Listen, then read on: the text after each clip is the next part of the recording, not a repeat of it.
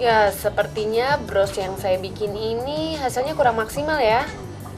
Takutnya kalau kurang maksimal seperti ini nih nggak laku dijual karena Pak Tura memang tidak mau mengecewakan pelanggannya.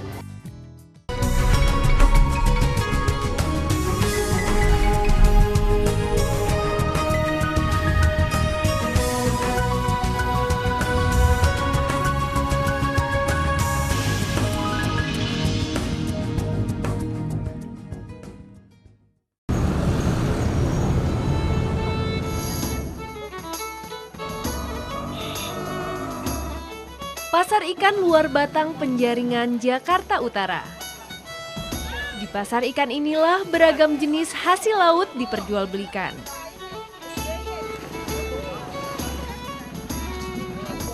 Meski disebut pasar ikan, seperti pasar pada umumnya, pasar ini juga menjual berbagai keperluan rumah tangga.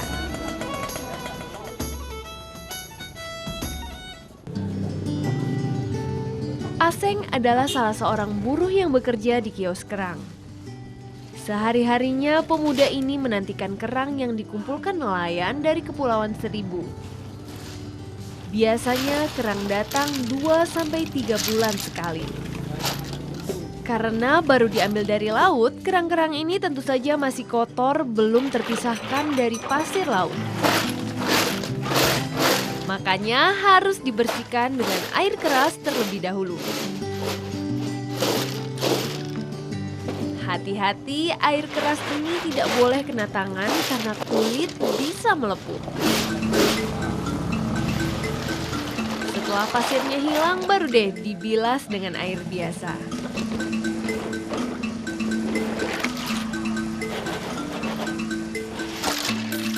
Aseng dan Dede adalah pekerja yang membantu Pak Taufik, pemilik kios kerang di pasar ini. Selain membantu Pak Taufik mencuci kerang yang baru datang dari pelabuhan, Aseng dan Dede juga menjemur kerang-kerang ini. Kerang harus dijemur sampai kering baru bisa digunakan sebagai kerajinan.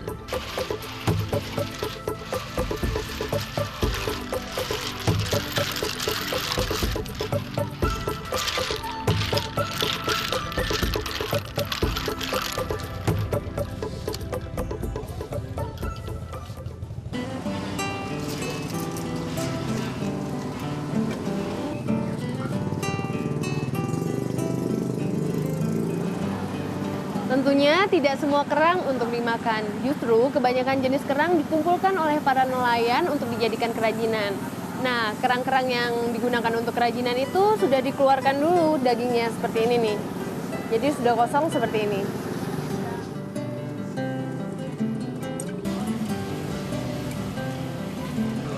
Ketemu Den yang dicari Den? Ini dilihat-lihat aja, Pak. Oh iya. Tapi ini udah pada bersih ya.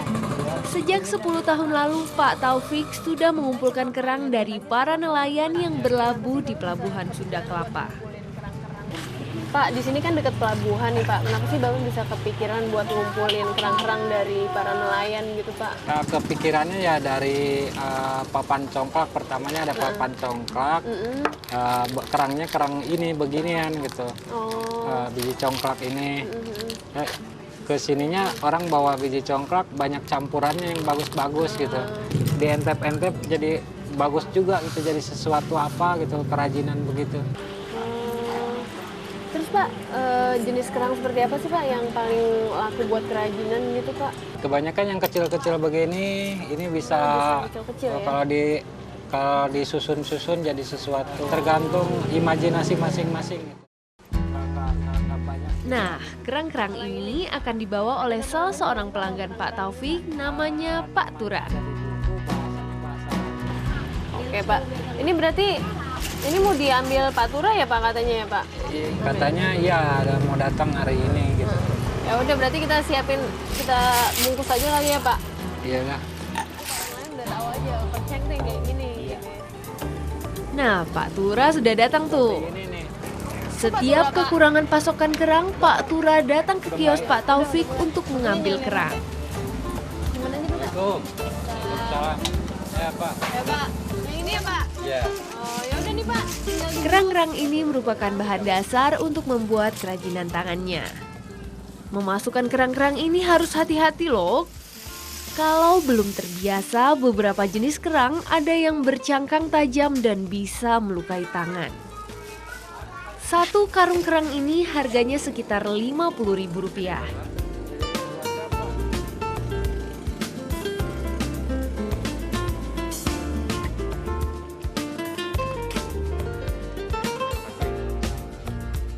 Bapak mau bikin kerajinan kan, Pak? Iya. Saya ikut rumah Bapak ya? Boleh. Udah, ini berarti di bawah ya, Pak? Ini barangnya kita bayar. Pak Taufik, makasih ya, Pak. Ya, mari, Pak. Ketemu lagi. Sekarang kami menuju ke rumah Pak Tura di daerah Kedoya, Jakarta Barat. Pengen tahu nih, kerajinan apa aja yang bisa dibentuk dari kerang-kerang ini?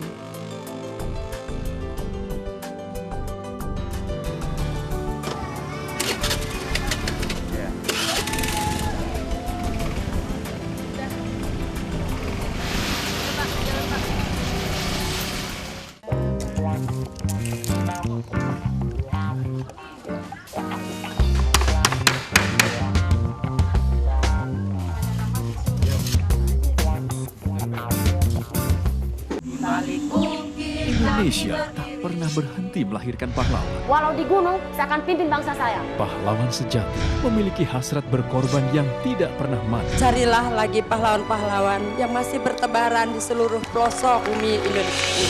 MNC TV mencari sosok-sosok inspiratif, berhati tulus, dan berjiwa besar. Informasikan keberadaan mereka melalui www.mnctv.com. MNC TV Pahlawan untuk Indonesia.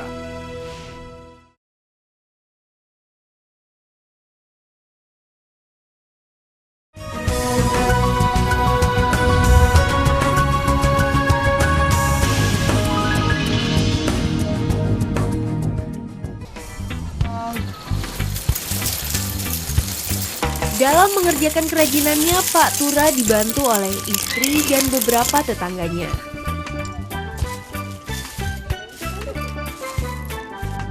Mereka sedang memisahkan kerang sesuai dengan bentuk dan ukurannya.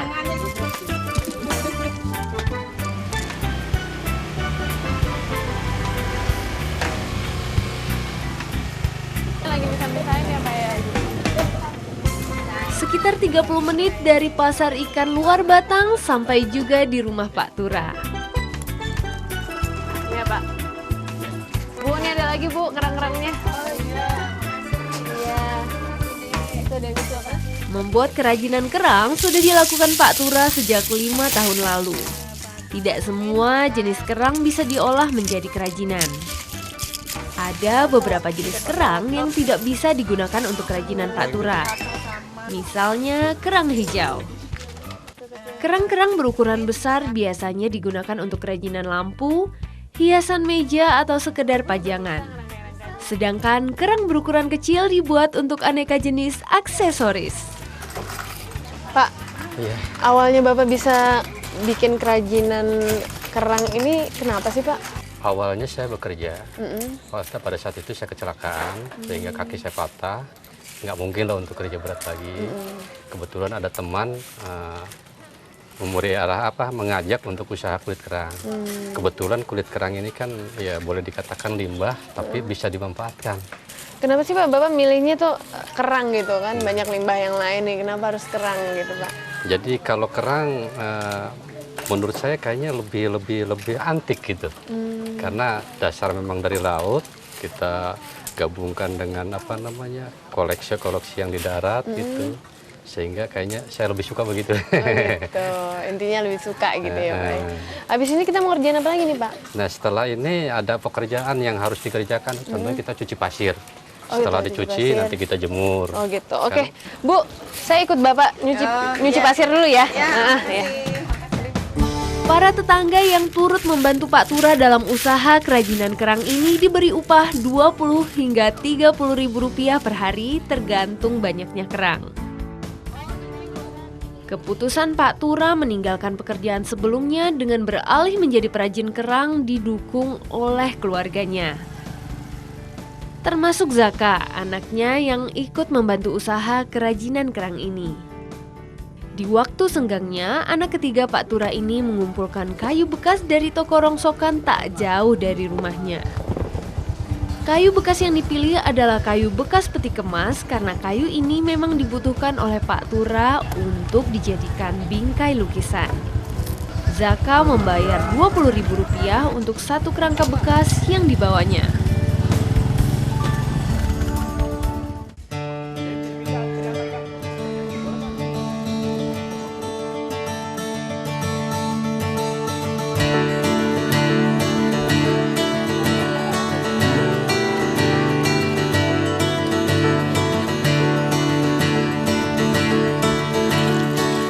Untuk mempercantik kerajinan kerangnya, Pak Tura menggunakan pasir laut. Wah, serba laut nih. Sebelum digunakan untuk kerajinan, pasir ini harus dicuci dulu agar terpisah dari tanah. Kandungan tanahlah yang membuat pasir berwarna kecoklatan.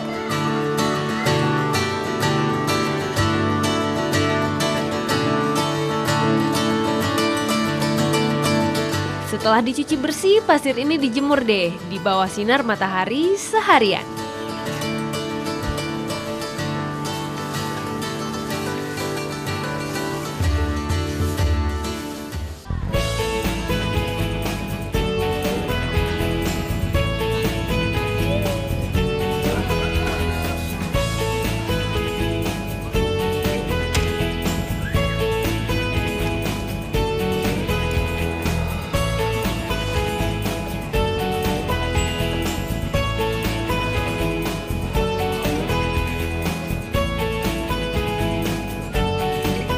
Kayu bekas yang dibawa Zaka ini diamplas terlebih dahulu agar halus. Jadi nggak kelihatan seperti kayu bekas kan? Sekarang ukurannya tinggal diseragamkan deh.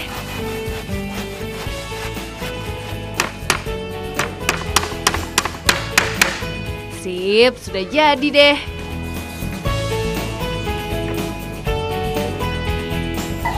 Ya, itu anak saya tuh datang tuh. Mak, ini Pak, bingkainya Pak. Oh iya, makasih ya, saya. Makasih ya, Zaka. Nah, ini waktu udah senja, jadi kita langsung ke rumah aja ya.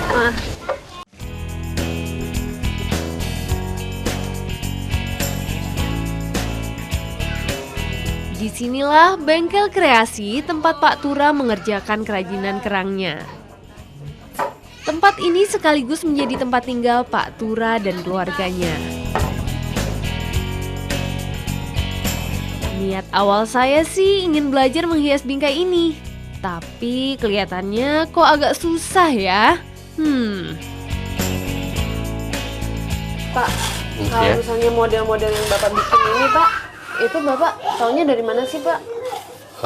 Ini awalnya sebenarnya dari istri sendiri. Jadi contohnya kalau kita main ke teman atau di jalan lihat pemandangan apa, oh bagus kalau kita kasih rangkaian kerang. Nah, di situ. Tuh. Oke, itu. Nah, menurut Bapak nih, Pak, bagian tersulit dari ngerjain kerajinan kerang ini apa, Pak? Sebenarnya yang paling tersulit itu merangkai kerang yang kecil-kecil karena kan harus sabar, harus pelan. Pak, ini kan kayaknya susah nih, Pak, ngerjainnya. Saya bantuin Ibu aja ya. Boleh.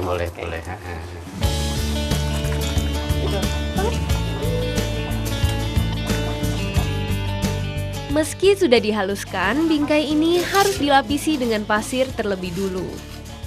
Ada cara khusus nih untuk menempelkan pasir di bingkai ini. Pasir dicampur dengan lem resin sejenis perekat bahan-bahan logam. Baru kemudian ditempelkan ke bingkainya. Dengan cara ini, pasir tidak rontok dari bingkai. Kalau kerangka ini sudah ditempel dengan pasir, dibiarkan dulu selama 4 jam hingga benar-benar menempel. Nah, setelah pasir menempel, kerang disusun seperti ini. Sebenarnya susunannya bebas loh, tergantung kreasi dan imajinasi masing-masing saja.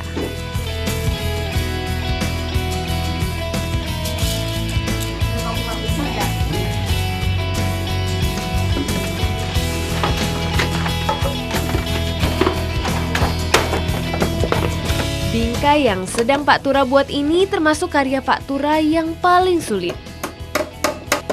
Pasalnya, Pak Tura harus lebih hati-hati menyusun kerang pada bahan dasar fiber ini. Kalau bahannya pecah, proses pembuatannya harus mengulang dari awal.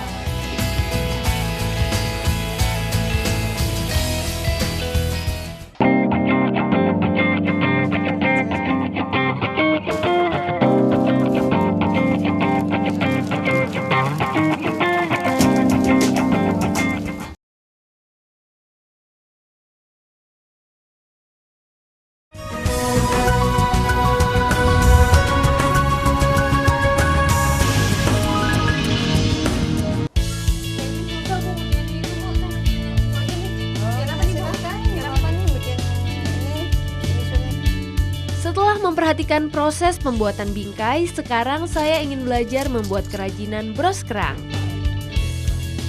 Soalnya gampang pembuatannya. Tinggal menempel kerangnya dengan lem resin, tunggu kering, jadi deh.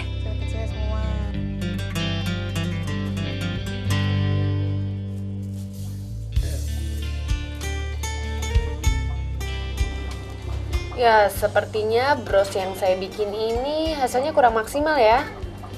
Takutnya kalau kurang maksimal seperti ini nih nggak laku dijual karena Pak Tura memang tidak mau mengecewakan pelanggannya. Katanya sih kalau misalnya hasilnya kurang baik hanya jadi koleksi pribadi saja. Pak Tura memang sedang mempercepat proses produksi bros ini karena ia harus ikut salah satu pameran yang diadakan di Jakarta. Ya, kerajinan kerang Pak Tura ini memang seringkali ditampilkan di berbagai pameran dari tingkat kelurahan hingga tingkat provinsi. Bu, awalnya Bu, orang-orang bisa tahu kerajinan kerang yang dibikin Pak Tura ini dari mana sih Bu? Awalnya ada lomba RT, terus ada dari Bulurah, lomba di Bulurah, dia dapat respon. Oh gitu, terus? Terus ya jadi tampil di Kota Tua. Oh, jadi diundang gitu ya Bu? Iya, ya? diundang. Ada kesulitan nggak sih Bu buat bikin orang-orang tertarik dengan kerajinan kerang ini Bu? Oh, tadinya sulit banget. Orang nggak pada tahu, sekarang alhamdulillah tahu.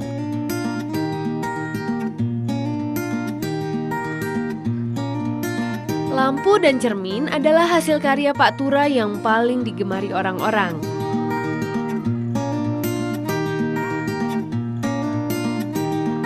Harga kerajinan kerang buatan Pak Tura ini berkisar Rp10.000 sampai Rp150.000.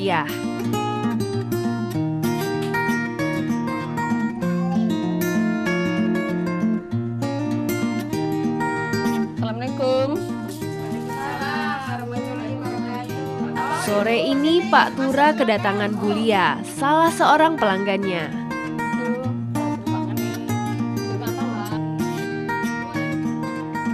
Perempuan yang sehari-harinya berprofesi sebagai guru ini memesan kotak tisu untuk dijual di tempatnya mengajar. Bu, Ibu kenapa sih Bu senang beli kerajinan kerangnya dari Pak Tura gitu Bu? Emang kelebihannya apa sih Bu? Ya, kerajinan ini lebih unik dari yang lain. Oh gitu. Uniknya gimana tuh Bu?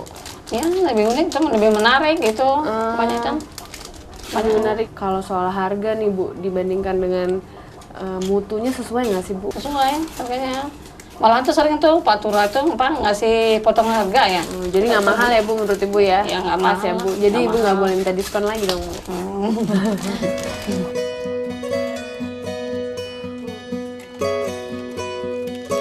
Kalau memesan dalam jumlah banyak, tentu saja pembeli mendapatkan potongan harga. Seperti tempat tisu yang dibeli Bulia ini. Harga satuannya Rp30.000. Tapi karena banyak membeli, ia mendapat diskon 10%. Lumayan banget kan?